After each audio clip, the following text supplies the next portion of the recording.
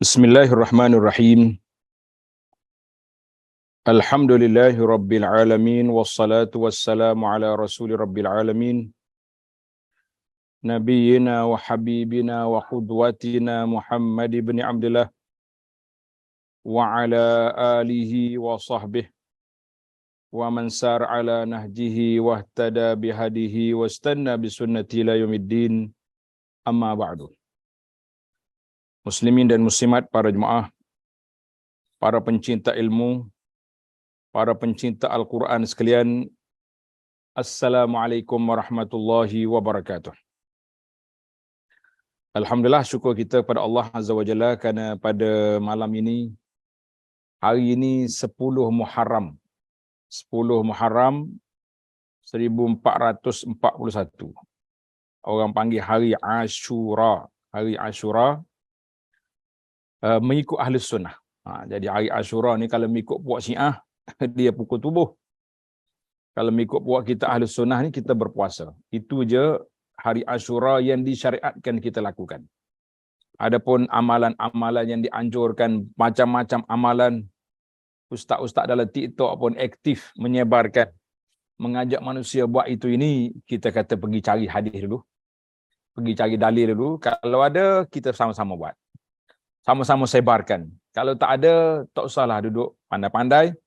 Agama ini berpaksikan kepada dalil, berpaksikan kepada hadis.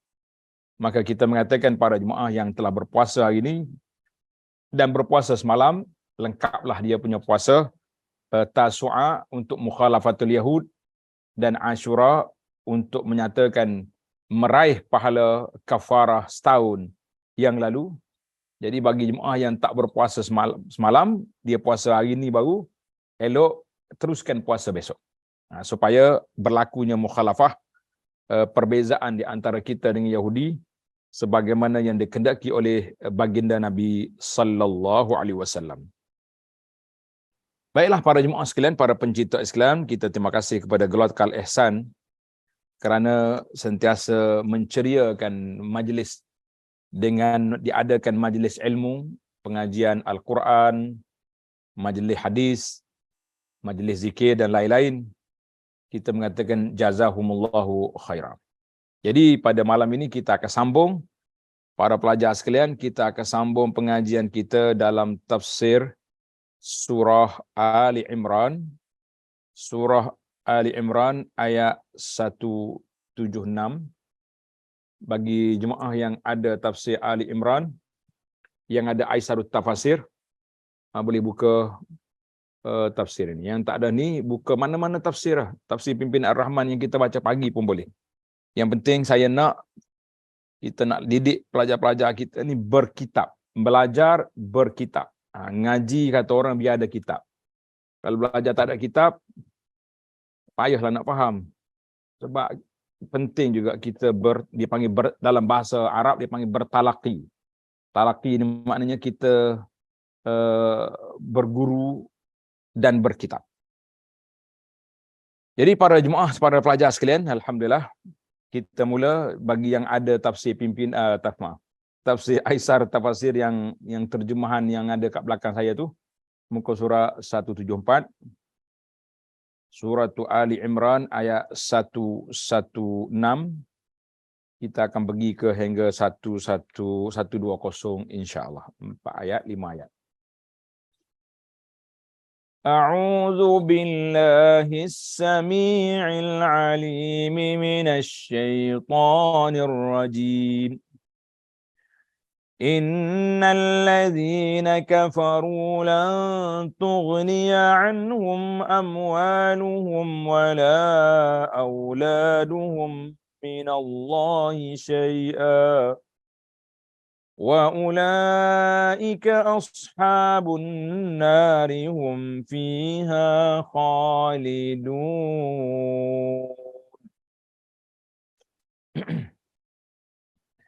Sesungguhnya orang-orang yang kafir, baik harta mereka maupun anak-anak mereka, sekali-kali tidak dapat menolak azab Allah dari mereka sedikit pun. Jadi puak kafir ni, anak dia ke, harta benda ke, tak boleh nak tolak azab Allah walaupun sedikit. Azab kalau mari semuanya kena. Tak ada yang selamat. Dan mereka adalah penghuni neraka, mereka kekal di dalamnya. Tengok ayat yang pertama ini kita pergi kepada syarhul kalimat, penjelasan kata. Innal ladzina kafaru. Siapa dia ke kafir itu? Kafaru itu siapa?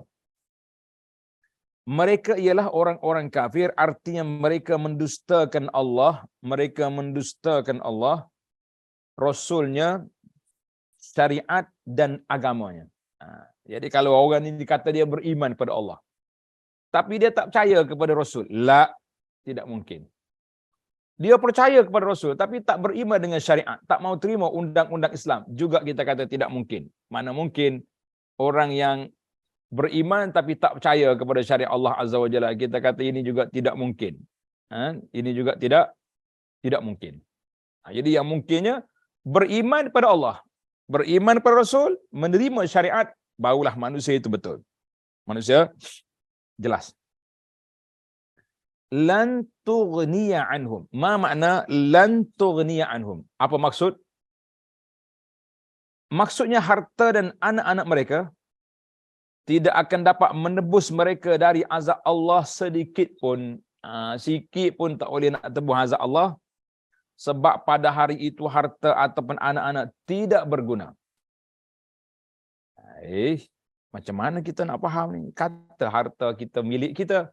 Jadi kalau harta yang atas dunia ni kita guna jalan yang baik, kita guna infak fi sabilillah pada jalan yang betul, jadilah. Harta itu berguna. Tapi harta yang salah guna di dunia, maka dia tidak akan berguna di akhirat. Wal'iyazubillah. Kita minta berlindung Allah Ta'ala daripada menerima harta yang tidak berguna, yang tidak berfaedah, yang tak ada faedah. Jadi harta ada tapi faedah tidak ada. Sebab apa harta tidak ada faedah? Sebab kita salah guna di atas dunia, kita tidak infakkan dia pada jalan Allah, kita tidak menggunakannya fi sabilillah pada jalan yang diredai oleh Allah Azza wa Jalla, maka pada saat itu maka harta yang ada itu tidak berguna. Harta yang ada tidak berguna. Baik, habis ayat yang pertama. Kita pergi kepada ayat yang kedua 116. Masalu ma yunfiquna fi hadhihi al-hayatid dunya kamasali rih كمثل ريح فيها صر أصابت حرث قوم ظلموا أنفسهم فأهلكت وما ظلمهم الله ولكن أنفسهم يظلمون.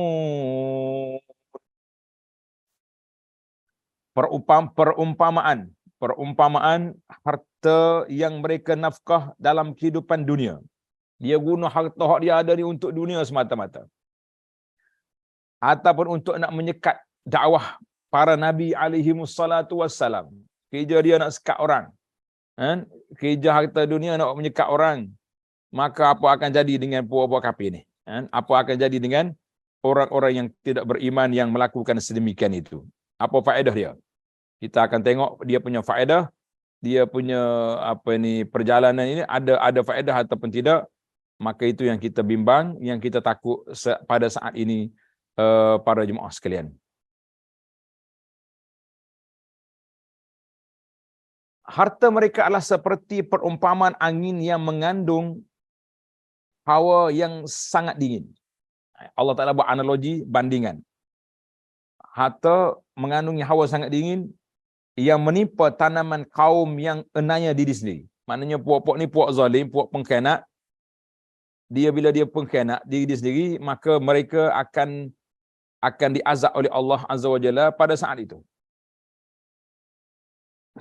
Lalu angin itu merusaknya. Allah tidak mengenaya mereka, akan tetapi merekalah yang mengenaya diri sendiri. Apa dia maksud ayat ini? Para pelajar, para pencinta ilmu sekalian. Tengok dia punya mufradat, dia panggil mufradat. Masalu, ia ini nafkah dan segala bentuk apa yang mereka keluarkan untuk menggagalkan dakwah Islam. Itu dia panggil masalu, sifat, perilaku, gelagat, infak yang mereka gunakan untuk nak menyekat dakwah Islam. As-sirru fiha sirrun. Sirru, angin, as-sirru, tengok dia kata berasal daripada perkataan as-sirru, daripada perkataan as-sarir yang bererti suara, suarir. Dalam hadis disebutkan Rasulullah, Nabi kita salah larang daripada makan jarat, belalang yang mati kena angin. Angin sarir, as-sar. Jadi angin sejuk. Pagi tak bagus belalang itu kalau kita makan. Ini ada hadisnya. Jadi as-sari, angin yang teramat dingin yang boleh membuat mati tanaman dan merusakkannya. Binatang mati, tanaman apa rusak sebab angin terlalu sejuk. Jadi manusia pun juga akan mati dengan sebab angin. Maka Allah Taala gambarkan kehidupan dunia ini seperti angin sejuk yang merusakkan tanaman manusia. Merusakkan al-harsa, tanah yang dibajak, yang dimaksud iaitulah tanaman yang telah mereka kerjakan. Apa makna zalamu anfusahum? Zalamu anfusahum, yakni mereka mengotori jiwa-jiwa mereka dengan perbuatan syirik. Makna orang zalim ni iaitulah orang yang melakukan syirik terhadap Allah, maka itu dia panggil orang yang zalim. Nak kenal orang zalim, orang syirik. Dia tak pernah tampar orang. Dia tak pernah pukul orang. Macam mana kita nak kata orang syirik ni orang zalim? Sebab Allah Ta'ala sebut dalam Quran, cerita Luqman, innasyirka la zulmun azim. Syirik itu adalah merupakan kezaliman yang besar. Jadi zalamu anfusahum maknanya orang yang buat kezaliman pada diri sendiri. Orang yang buat kezaliman pada diri sendiri, yakni mereka mengotori jiwa-jiwa mereka dengan perbuatan syirik dan maksiat yang berakibat pada kebinasaan dan kerugian. Maknanya siapa dia buat maksiat, bermakna orang itu zalim diri dia sendiri. Apa maksud? Maksudnya dia telah mengundang bala bencana yang Allah akan timpakan ke atas dirinya dengan sebab apa? Dengan sebab dia melakukan kezaliman. Bila dia melakukan kezaliman, bermakna dia telah mencipta bala bencana, membuka ruang pintu untuk ditimpa bala oleh Allah Azza wa Jalla. Ini sangat berbahaya. Baiklah, tamatlah dia punya syarah kalimah atau penjelasan kata. Sekarang kita pergi kepada makna al-ayatai ini. Maksud dua ayat ni maksud dia apa? Maksud dua ayat. Lamma zakara ta'ala hala mu'minai ahli kitab.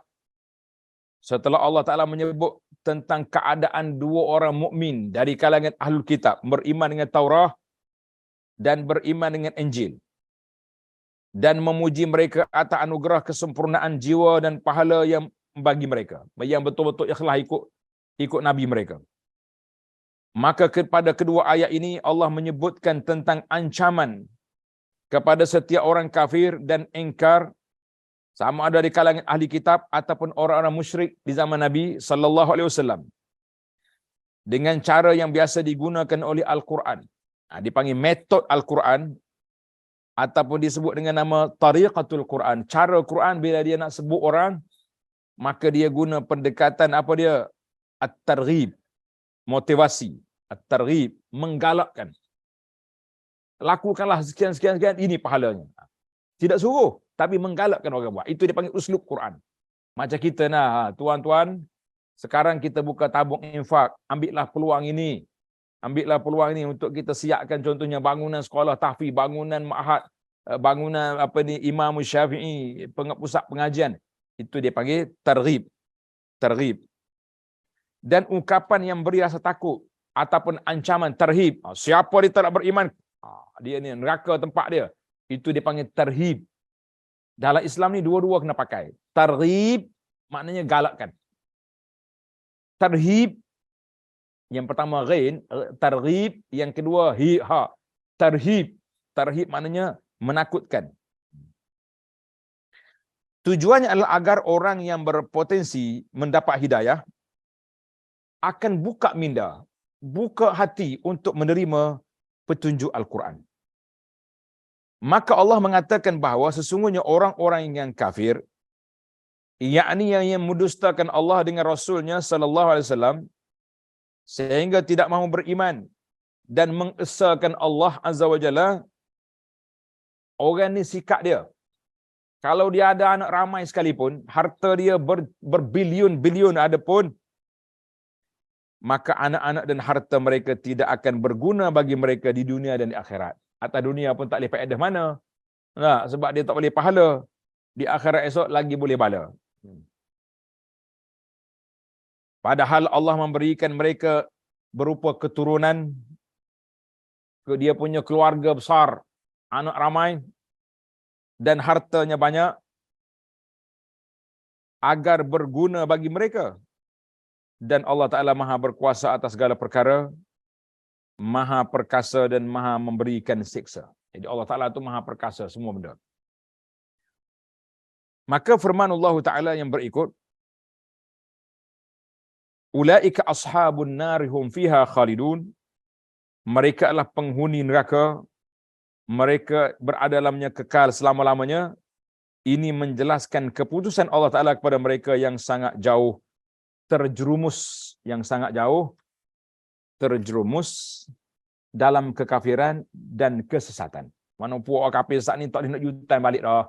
Mereka kena jatuh dalam neraka, wal-iyazubillah. Perbuatan maksiat dan kerusakan, bahawa mereka lah para penghuni neraka. Mereka hidup dalam neraka dan tidak pernah berpindah daripadanya untuk selama-lamanya. Na'udzubillah. Mana orang kafir, kekalah dia dalam neraka selama-lamanya. Khalidina fiha.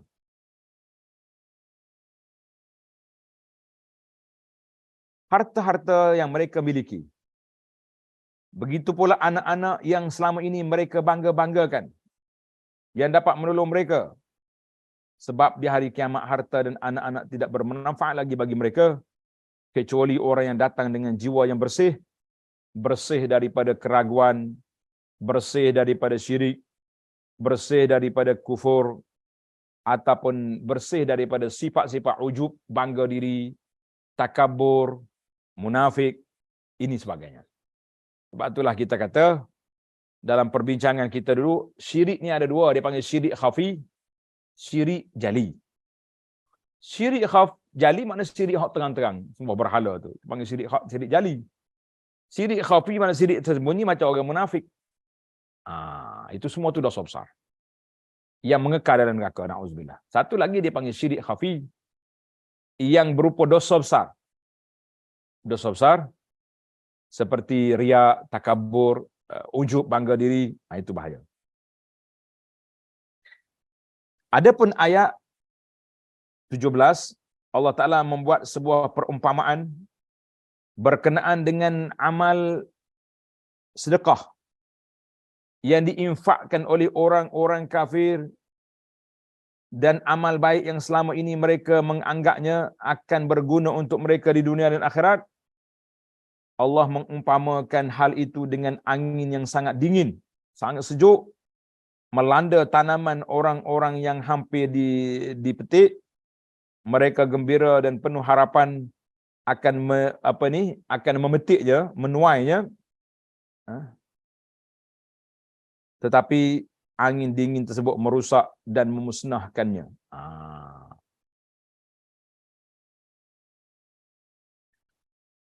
Itu bandingan. Maka mereka pun tidak mendapat manfaat apa-apa dari tanaman mereka. Jadi apa dia maksud ayat ni? Apa dia maksud ayat ni? Maka Allah Ta'ala berfirman, apa yang mereka infakkan. Apa yang mereka infakkan. Apa yang mereka telah gunakan. Yakni apa-apa yang mereka infakkan ketika di dunia, berupa amal kebaikan yang mereka anggap akan bermanfaat bagi mereka kelak di akhirat, itu sama seperti angin yang sangat dingin melanda tanaman atau kaum yang zalim sehingga memusnahkannya. Maka para pemilik tanaman pun tidak mendapat hasil apa-apa dari tanaman yang selama ini mereka idam-idamkan. Sesungguhnya Allah tidak menzalimi mereka. Tengok ni, tengok nota di bawah ni, maksud dia zalim di mereka, apa dia? Allah Ta'ala membantah bahawa dirinya berbuat zalim pada orang-orang yang menginfakkan harta pada jalan kebatilan dan kerusakan sehingga mereka tidak menuai hasil kebajikan sedikit pun dari infak mereka itu. Allah menetapkan bahawa kezaliman itu berasal dari perbuatan mereka sendiri kerana bertindak pada jalan keburukan dan merusak kerusakan dalam penilaian Allah Azza wa Jalla. Jadi yang merusakkan kamu, maka Allah buat bandingan, kamu angin yang rusak ni maknanya amalan yang mereka buat haba'an mansura, semuanya hancur lebur, tak ada berfaedah.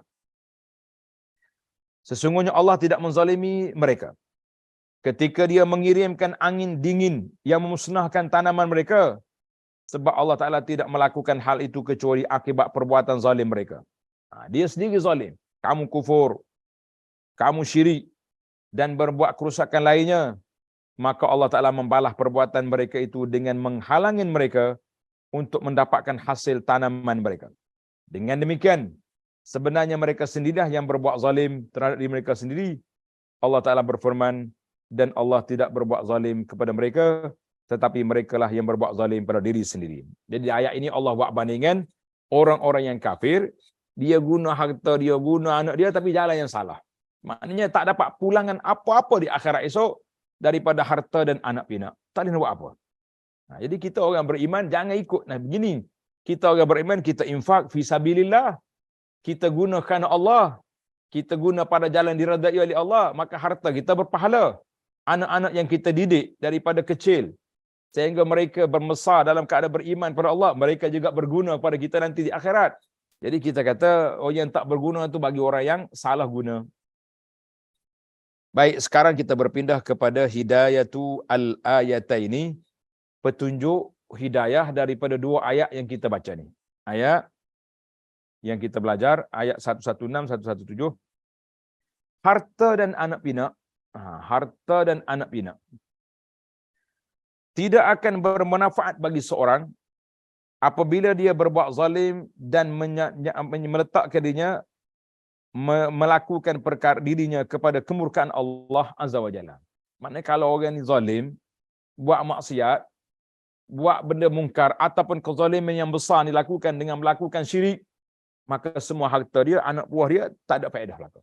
Tidak ada faedah semuanya. Yang kedua, orang-orang kafir adalah penghuni-penghuni neraka. Dan kekalnya mereka dalam neraka merupakan ketentuan Allah, dan mereka tidak akan selamat daripada neraka, wal-iyazubillah. Dia tak boleh buat apa dia puak neraka ni. Dia akan binasalah puak dia. Yang ketiga, musnahnya pahala amal soleh disebabkan perbuatan syirik. Ini yang kita paling takut sekali. Kita buat amal banyak tapi terjebak dengan syirik, maka amalan kita itu musnah, habis, tak boleh buat apa. Dan meninggal dunia dalam kekafiran, na'udzubillah. Yang keempat, sangat baik menggunakan perbandingan dalam berbicara untuk mendekatkan pemahaman nilai-nilai kepada akal fikiran. Maknanya elok kita guna bandingan, analogi ni supaya orang mudah boleh faham. Jadi dalam Quran itu Tuhan guna belaka. Ada ayat suruh amar, ada ayat larangan tegah, ada ayat khabar cerita, tapi dalam cerita pun ada hukum. Itu dia panggil uslub Al-Quran. Uslub Al-Quran. Maka jadi dalam cerita ada hukum, ada hikayat, ada istinbat, ada fawaid yang kita boleh belajar, banyak benda-benda. Kita dengar cerita Nabi Yusuf, berapa banyak kelebihan yang boleh kita cari melalui kisah Nabi Yusuf alaihi salam. Allahu akbar. Baik, kita berpindah kepada satu lagi kategori ayat, hukum yang baru pula, iaitulah larangan daripada berwalakkan orang kafir. Larangan berwalak kepada orang kafir maknanya larangan menjadikan orang kafir sebagai teman rapat ataupun teman setia kita. Jangan jadikan orang kafir sebagai teman rapat ataupun teman setia kita. Kita mengatakan ini sangat berbahaya. Sangat berbahaya sebab dia akan memberi kesan kepada akidah dan kehidupan kita. Wal-iyadzubillah.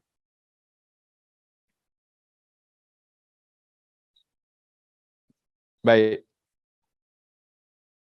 Mari kita baca ayat yang keduanya.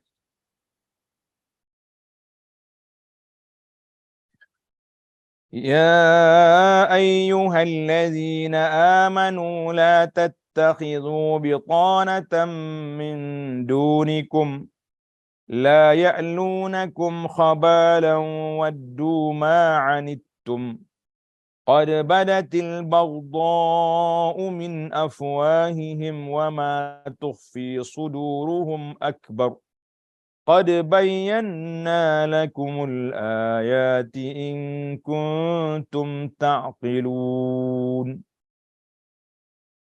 Wahai orang-orang yang beriman, wahai orang-orang yang beriman, janganlah kamu ambil menjadi teman kepercayaan, teman rapat orang-orang yang di luar daripada agamamu. Ambil orang kafir jadi teman rapat, mereka tidak berhenti-henti menimbulkan kemudaratan kepadamu, kemudaratan bagimu. Mereka menyukai apa yang menyusahkan kamu. Ini puak kafir hak jahat ni. Telah nyata kebencian dalam mulut mereka dan apa yang disembunyikan oleh hati mereka lebih besar lagi. Sungguh telah kami terangkan kepadamu ayat-ayat kami jika kamu memahami. Apa dia maksud ayat ini? Tengok dia punya kalimah dulu. Perkata. Yang pertama perkataan bitanah. Bitanah. Apa makna bitanah? Bitanahnya ni, bitanah asal maknanya dari kata bitanah. Bitanatis thawb. Pakaian dalam. Mana pakaian dalam kita kata singlet. Baju orang rapak kita. Itu bitanah. Teman kepercayaan dan sahabat setia. Dianalogikan dengan pakaian dalam kerana ia berani memberitahukan kepada mereka semua rahsia dirinya kerana ia percaya kepada mereka. Kata yang sepadan dengan kata bitanah ialah syiar, yakni pakaian yang menimpil ke badan. Dipanggil bitanah. Dan dalam sebuah hadis disebutkan al-ansaru syiar wan nasu disar. Ansar itu pakaian dalam, orang lain pakaian luar. Itu Nabi buat analogi, kiasan. Mana rapaknya Nabi kita dengan ansar, orang lain tu dikira pakaian luar. Kalau tak ada pakaian luar ni, tak ada pakaian dalam sejuk kita. Di pakaian luar tu boleh macam-macam lah. Boleh ditafsirkan. Mana bitanah adalah teman kepercayaan seseorang yang ia beritahu tentang segala urusan yang biasanya ia rahsiakan buat orang lain demi kemaslahatan. Jadi bitanah di sini satu benda yang besar. Imam Al-Bukhari rahimahullahu taala meriwayatkan secara ta'liqan. Ta'liqan bahasa riwayat diboyak tanpa ada sanad. Itu dipanggil ta'liqan. Apa dia kata? Ma ba'asallahu min nabiyyin illa istakhlafa min khalifatin ila akhir hadis. Setiap nabi yang diutuskan oleh Allah dan setiap khalifah yang diangkat sebagai khalifah pasti ia memiliki dua bitanah, dua teman kepercayaan merapat.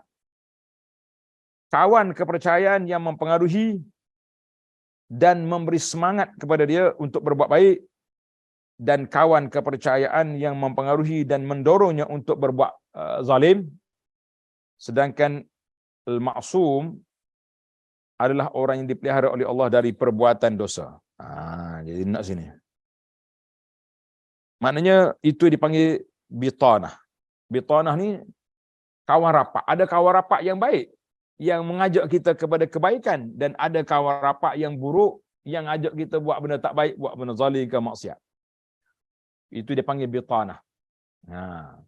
Kalau kita selalu dengar doa di Masjid Haram, dia doa kepada raja dia, Allahumma wahyi lahum al-bitanah. Dengar kan? Wahyi lahumul bitanata as-salihah allati tadulluhum alaihi wa tu'inuhum wa tudilhum ilaihi wa tu'inhum alaihi. Ya Allah, berikanlah kepada pemimpin kami ini bitanah, kawan-kawan, penasihat-penasihat yang baik, yang mengajak mereka kepada kebaikan dan menghalang mereka daripada kejahatan. Itu dipanggil bitanah. Ini penting, kita mendapat bitanah ini sangat penting. Min dunikum, dari golongan selain kamu, yakni dari non-muslim, iaitu orang kafir dan ahli kitab. Jangan ambil mereka sebagai bitanah. Nak ambil partner bisnes, pakatan-pakatan sikit-sikit yang tidak dominan, bolehlah, tapi kalau nampak mereka benar-benar mengasihi kita, jangan sekali-kali. Dia tulis la ya'lunakum, mereka tidak segan-segan merosak segala urusan kamu. Khianat buat kafir ni pengkhianat. Khabala tu makna apa?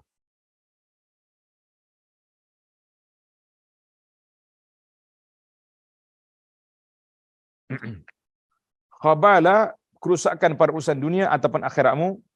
Waddu ma'anitum, mereka menginginkan kesulitan untuk timpa kamu. Dia nak kalau boleh kita ni susah, tu dia happy. Kalau orang Islam senang, puak kafir susah hati. Gitu. Macam kita hari ni hati-hatilah. Orang kafir nak sangat kita berkelahi sama-sama kita. Dia cocok sana, cocok sini. Kita kata cukup berbahayanya permainan mereka ini. Badatil baghdha, telah nyata besarnya kebencian kepada kamu. Dalam rancangan-rancangan yang kita nampak, mereka ni benci kepada kita ni orang Islam. Dia panggil ula artinya yang kata-kata. Huruf ha tambih ula nya dibuang kerana sudah disebutkan pada kata sebelumnya, iaitu ha antum ulai. Belum lagi tu. Tu ayat lain. Nanti kita sambung lepas ni pula. Baik para jemaah sekalian, mari kita sambung baca ayat. Ha antum ulai tuhibbunahum wa la yuhibbunakum wa tu'minuna bil kitabi kullih wa idza laqukum qalu amanna wa idza khalau 'addu 'alaykumul anamila minal ghayz qul mutu bighayzikum innallaha 'alimun bidzatis sudur. Begitulah kamu menyukai mereka puak kafir tadi, padahal mereka tidak menyukai kamu, dan kamu beriman kepada kitab-kitab semuanya apabila mereka menjumpai kamu. Mereka berkata kami beriman, dan apabila mereka menyendiri, mereka menggigit jari jemari lantaran marah bercampur benci terhadap kamu. Maknanya depan ni baik berpeluk-pelukkan. Macam-macam MOU kita buat, tapi belakang mereka ada perancangan lain untuk nak merosakkan umat Islam. Katakanlah kepada mereka, marilah kamu kerana kemarahanmu itu matilah. Qul mutu. Tulis matilah, bukan marilah. Qul mutu bighaizikum. Matilah kamu dengan perasaan benci kamu, marah kamu itu. Sesungguhnya Allah mengetahui segala isi hati. Tengok perkalimah pula. Ulai dia kata tapi ni huzifat minhu ha. Dia bincang tentang bahasa, biarlah. Bil kitabi kullihi, kamu beriman kepada kitab-kitab samawi seluruhnya, kitab-kitab yang turun dari langit. Taurah, Injil, Zabur, Suhuf ada belakang. Bila sebut suhuf ni, anda teringat sekarang ni, ada satu tim. Dia duduk sebar, dia panggil Suhuf Abraham. Di surau-surau, di masjid-masjid. Tak jauh daripada kawasan kita ni sudah ada penyebaran benda-benda ni. Dalam tu, banyak diayah Kristian. Hati-hatilah IJK masjid, kalau tengok kitab pelik-pelik, ambil. Tunjuk pada Pak Imam, tunjuk pada Ustaz penceramah, bawa ke jabat agama, biar mereka tengok. Kalau betul-betul diayah, kita tangkap. Main apa lagu ni? Itu dia panggil ni. Addu alaikumul anamina minal ghaiz. Mereka menggigit hujung jari-jari mereka disebabkan rasa sangat marah pada kamu, kerana biasanya orang yang sangat marah ia menggigit sebahagian ujung jarinya. Allah gambarkan ni orang kau jari nak marah sangat ni gigit jari.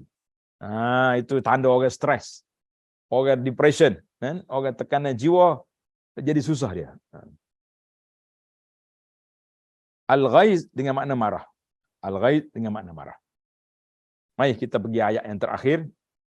ayat yang terakhir dalam perbincangan kita ni.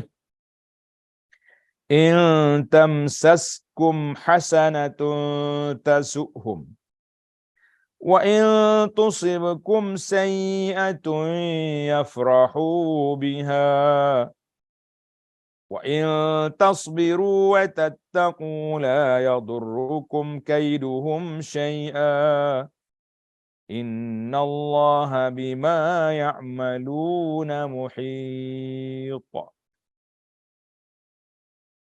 Jika kamu memperoleh kebaikan, nescaya mereka bersedih hati. Kalau orang Islam dapat kemenangan, puak kafir gigit jari. Marah. Tetapi jika kamu mendapat bencana, mereka happy, bergembira, yahu-yahu. Kan? Suka sangat. Jika kamu bersabar dan bertakwa, nescaya tipu daya mereka sedikit pun tidak mendatangkan kemudaratan kepada kamu. Sesungguhnya Allah mengetahui segala apa yang mereka tidak ketahui. Tengok kalimah, dia kata hasanatun, semua hal yang baik seperti kemenangan, duka, pertolongan Allah, kekuatan dan segala bentuk kebaikan. Sayyi'atun, semua hal yang membawa keburukan bagi kamu, seperti kekalahan, kematian atau kelaparan. Kaiduhum, tipu daya mereka dan rencana buruk mereka ke atas kamu. Tipu daya, rencana buruk ada belaka. Kaiduhum, apa ni? Bima ya'maluna muhit. Allah Maha mengetahui segala apa yang mereka kerjakan dengan ilmunya dan kekuasaannya, sebab mereka semua berada di bawah genggaman kekuasaannya yang sangat besar. Jadi semua kita duduk di bawah kuasa Allah Azza wa Jalla. Jangan duduk besar kepala, jangan duduk kerah hati. Baik, tamatlah kita dia punya perkata. Sekarang kita masuk ke perbincangan ataupun tafsir ayat secara ringkasnya insya-Allah. Setelah Allah SWT memberitahukan mengenai tempat kembali orang-orang kafir di akhirat, iaitu neraka, dan tempat akhir mereka yang buruk yang merupakan akibat dari kekafiran kezaliman mereka, maka pada ayat ini Allah memperingatkan orang-orang yang beriman agar tidak menjadikan orang-orang kafir sebagai sahabat mereka dengan meninggalkan persahabatan sesama orang-orang yang beriman. Ini kita bimbang hari ini. Kita bila kita berkawan dengan berpakat dengan orang kafir, kita musuh kawan kita yang Islam ni. Walaupun kawan kita tu baik, berusaha untuk menegakkan Islam, tetap musuh. Rampas, ubah, tukar. Sebab apa? Sebab kita nak mencari keredaan kawan kita yang kafir. Kita kata ini cukup berbahaya. Hati-hati. Terutama orang kafir yang memendam dalam dada-dada mereka semangat kebencian dan kemarahan kepada kaum muslimin. Kita nak tuduh payah. Jangan buat tuduhan spekulasi kepada orang yang bukan Islam. Tapi kita tengok tindak tanduk mereka kalau mereka ada kuasa. Apa dia buat? Tengoklah. Sendiri tengok, buatlah penilaian dengan baik supaya kita tidak masuk dalam perangkat mencintai orang kafir, membenci orang Islam. Dan mereka tidak segan-segan merusak keadaan yang baik di antara kaum muslimin. Dia suka tengok orang Islam berkelahi. Balah sama kita. Ini sekarang ni musim berkelahi dah bermula. Hati-hati kita dengan perangkat syaitan yang dimainkan oleh musuh Islam.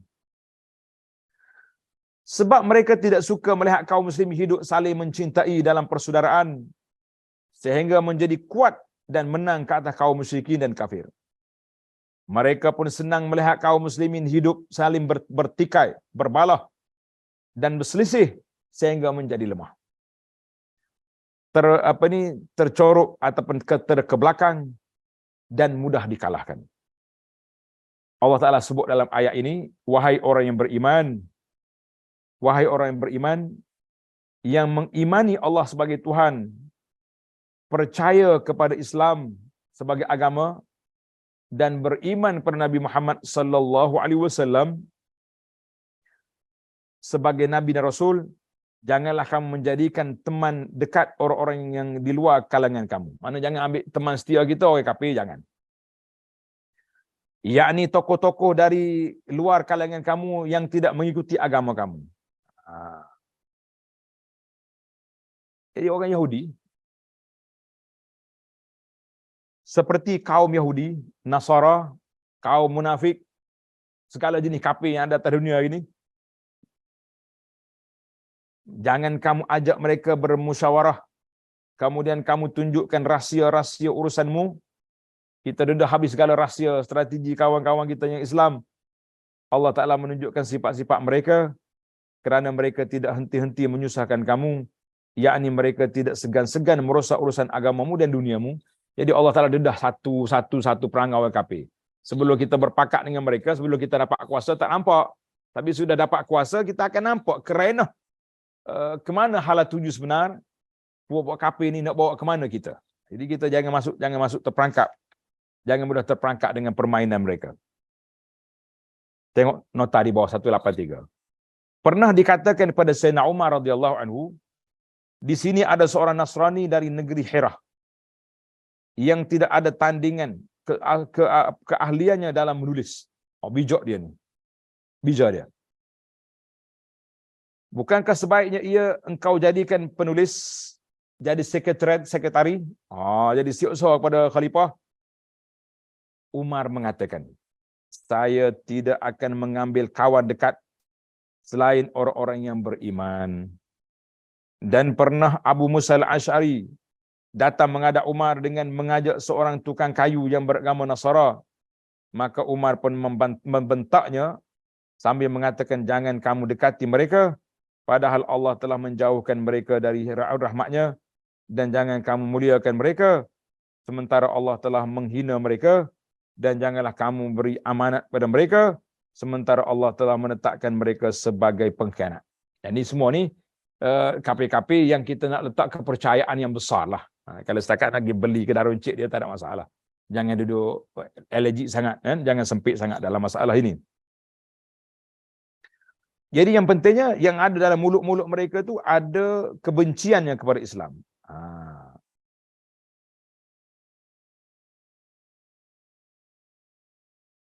Tengok, Allah Ta'ala berfirman, mereka menyukai apa yang menyusahkan kamu. Hak mana kita susah, puak kafir suka. Yakni mereka menginginkan kesulitan dan kesusahan bagi kamu, kerana itu mereka tidak akan memberikan nasihat kepadamu kecuali hanya untuk merusak urusanmu, menimbulkan bencana dan musibah dalam kehidupanmu. Allah kata telah nyata kebencian dari mulut mereka, dan apa yang mereka sembunyi dalam hati boleh besar lagi. Kita nampak kadang-kadang tindakan buat kafir ni buat sesuatu yang tidak baik pada Islam, dan kita akan nampak apa yang berlaku pada mereka. Ini sifat lain yang menyatakan watak musuh-musuh orang yang beriman, yang diharamkan oleh Allah Azza wa Jalla menjadikan mereka sebagai teman kepercayaan. Jangan ambil lah. Kerana seringnya muncul suasana kebencian yang keluar dari mulut-mulut mereka berupa ungkapan-ungkapan kekafiran dan permusuhan terhadap Islam dan para pemeluknya, sementara kebencian yang mereka sembunyikan dalam dada-dada mereka sungguh luar, sungguh lebih besar lagi daripada apa yang keluar dari mulut mereka. Jadi Allah enggak bayangkan hoduk dalam hati dia tu lebih besar lagi daripada hoduk di luar. Jadi kamu hati-hatilah, jangan mudah terpedaya, jangan mudah terpengaruh. Selanjutnya Allah Ta'ala memberi peringatan terhadap kaum yang beriman dengan firman-Nya, sesungguhnya kami telah terangkan kepadamu ayat-ayat kami yang berisi penjelasan terhadap sikap dan watak musuh-musuhmu agar kamu boleh mengambil pengajaran. Jika kamu memahaminya, memahami ungkapan dalam ayat tersebut. Kemudian Allah berfirman kepada orang-orang yang beriman agar mereka berwaspada bahawa beginilah kamu, wahai orang-orang Islam, mencintai mereka, cinta pada orang kafir, padahal mereka tidak mencintai kamu. Allah Maha mengetahui bahawa di antara orang-orang yang beriman ada yang mencintai sebahagian daripada orang kafir disebabkan adanya hubungan yang nampak baik antara mereka. Itu punca kita terpengaruh. Dan memang rasa kasih orang-orang yang beriman dan sikap lembutnya mesti menyentuh juga para musuhnya. Allah Ta'ala berfirman, dan kamu beriman kepada kitab-kitab samawi semuanya, padahal mereka beriman kepada kitab Al-Quran, mereka tidak beriman pada Quran. Kita beriman hak kitab dia tak beriman pada kitab kita. Maka perhatilah perbezaan antara sikap keimanan kamu dan sikap keimanan mereka itu.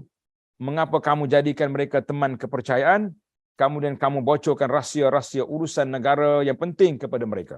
Jangan. Kemudian Allah Ta'ala memberitahukan tentang sikap orang-orang yang munafik, bahawa ketika mereka bertemu dengan orang-orang yang beriman, mereka mengatakan, kami orang beriman. Ini sifat munafik, manis di mulut, kafir di hati. Tetapi mereka, ketika mereka sendirian dan jauh dari orang yang beriman, mereka menyebut-nyebut keburukan orang beriman dan marah dengan penuh kebencian pada mereka. Hingga mereka menggigit jari-jari tangannya disebabkan kerasnya kemarahan dan kebencian mereka kepada Islam.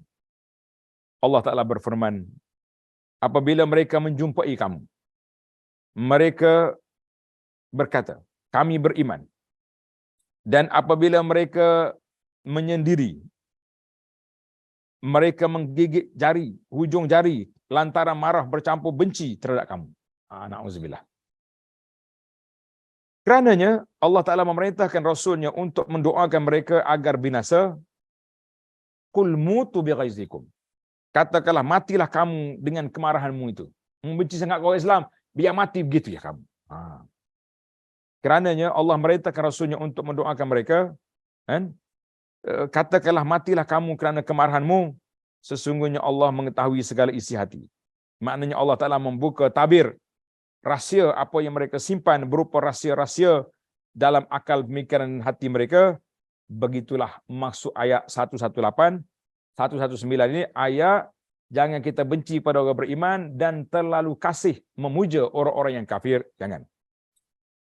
Adapun ayat 120 juga berisi pengajaran tentang sifat psikologi orang-orang kafir yang kita dilarang untuk menjadi mereka sebagai teman kepercayaan. Sifat itu adalah rasa sakit hati mereka terhadap apa yang mereka lihat, keadaan umat Islam yang semakin hari semakin hebat, seperti ukhuwah Islamiah, sama-sama kita rapat mantap, persatuan dan persaudaraan dan kejayaan, serta banyaknya kekayaan yang dimiliki kaum muslimin, khususnya selepas berlakunya peperangan Khaybar. Selain itu mereka merasa senang dan gembira terhadap keadaan umat Islam dialami kaum muslimin yang berupa perselisihan antara mereka dan kekalahan yang dialami oleh sebuah pasukan kaum muslimin ataupun keadaan buruk selainnya, semua merupakan kebencian dan permusuhan mereka yang luar biasa. Mana kalau kita menang ya, mereka benci. Kalau kalah dia suka. Maka apakah mereka pantas dijadikan kawan? Tuhan tanya, mu nak jadi kawan lagi kawan kafir? Jawabnya tak. Jangan sekali-kali kita mengulangi benda-benda yang kita buat silap. Jika kamu memperoleh kebaikan, nescaya mereka bersedih hati. Mu suka, dia sedih. Jika kamu sedih, mereka pula suka. Ini berdasarkan disebabkan kedengkian mereka yang besar kepada kaum muslimin. Sungguh indah ungkapan syair. Seorang pujangga mengatakan, kullul adawati qad turja ifaqatuha illa adawatun man adaka min hasadi. Semua permusuhan boleh diharapkan penyelesaiannya, kecuali permusuhan yang orang memusuhmu disebabkan dengki. Orang yang dengki dengan kita, kalau dia bermusuh, payah kita nak baik. Benar kata-kata ini. Kata-kata hikmah daripada penyair ini, sengoti orang kata-kata. Jauhlah sungguh. Setelah Allah Ta'ala menerangkan watak dan sifat orang-orang yang kafir, yang menakutkan dan mengkhawatirkan orang-orang yang beriman, maka Allah berfirman pada mereka yang beriman untuk menjauhkan rasa takut mereka.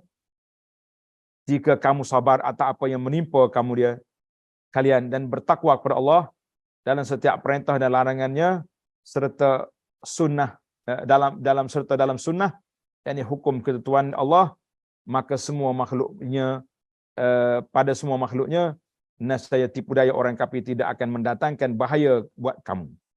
Sebab Allah Ta'ala sebagai pelindung kamu dan melihat setiap gerakan dan tingkah laku mereka, Allah lah yang akan menghancurkan mereka seluruhnya. Sesungguhnya Allah amat mengetahui segala apa yang mereka kerjakan. Maksudnya, kesimpulan yang dapat saya ambil daripada ayat yang kita baca. Bila baca payah lalu. Kalau hurai lebih senang. Nah, sebab itulah pagi-pagi anak ambil tafsir yang ringkas. Sebab kita nak banyak huraian. Kalau kita baca dia jadi payah nak perhati. Lebih-lebih lagi kalau murid tak ada kitab. Payah. Maka para jemaah sekalian, Allah Ta'ala nyatakan kepada kita di sini, kalau kita tengok orang kafir ni, ada bibit-bibit, tanda-tanda permusuhan dia kepada Islam, jangan berkawan dengan dia. Macam mana kita nak tahu? Tengoklah kerenah dia, kerja buat dia selama ini. Tak kira lah, waktu dia berkuasa ke tak berkuasa, waktu dia ada kawan, tak ada kawan, waktu dia kawan dengan siapa, kita tengok kerenah. Baik, sebagai penutup, kita berpindah kepada pengajaran. Dia panggil pengajaran ataupun hidayatul ayat. Pelajaran ayat yang dapat kita ambil 118, 120 ini yang pertama. Haram hukumnya bagi orang muslimin menjadikan orang kafir sebagai penasihat, kawan, setia secara umum. Ni ada orang tanya ni. Kalau undi orang kafir macam mana? Tanya majlis fatwa.